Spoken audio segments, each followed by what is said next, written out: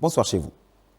À situation particulière, disposition tout aussi particulière.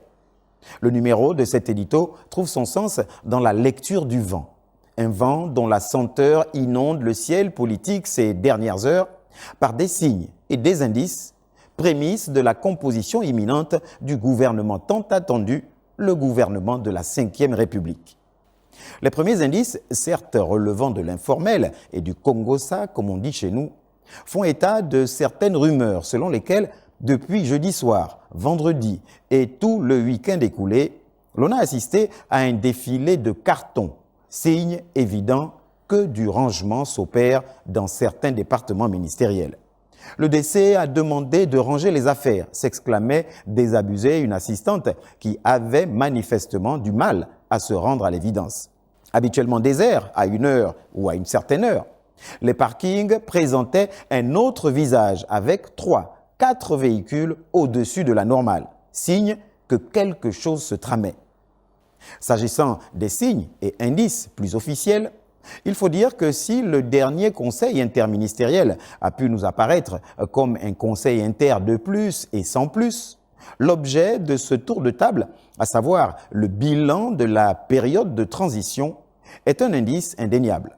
Car un bilan marque bien la clôture d'un cycle et prépare le terrain pour une nouvelle équipe. Conséquence logique donc, la démission collective le 14 novembre 2025, vendredi dernier, de près d'une vingtaine de ministres, 18 pour être tout à fait précis.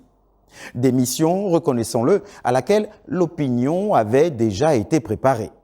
Oui, mais la nomination des intérimaires qui s'en est suivie immédiatement par décret présidentiel et dévoilée par la secrétaire générale est un signe qui, à l'évidence, a son mot à dire. Entre autres, et de manière tacite, les initiés à la météo politique peuvent y trouver un indice allant dans le sens de l'imminence de la formation d'une nouvelle équipe gouvernementale. Pour le prince, il pourrait s'agir d'une simple mesure transitoire juste pour assurer la continuité de l'État.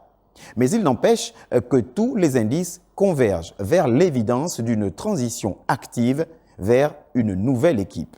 L'actuelle étant de surcroît privé pour l'heure d'un chef d'orchestre chargé des opérations, nous citons le vice-président du gouvernement. Un indice qui vaut son pesant d'or. Sans parler du poids en termes de stress et charge de travail que pèsent les intérims de 2 ou 3 départements ministériels confiés à certains membres restants. Et si jamais ces quelques signes et indices laissaient encore dubitatif quelque incrédule, le calendrier politique du moment est, à lui seul, un indice qui ne trompe pas. Les législatives et les locales, désormais derrière nous, nous conduisent dès ce lundi 17 novembre 2025 à l'élection des membres du bureau de l'Assemblée nationale. L'entrée en vigueur de la Ve République et la séparation des pouvoirs sont des indices qui renforcent la nécessité de mettre en place rapidement un gouvernement stable et légitime.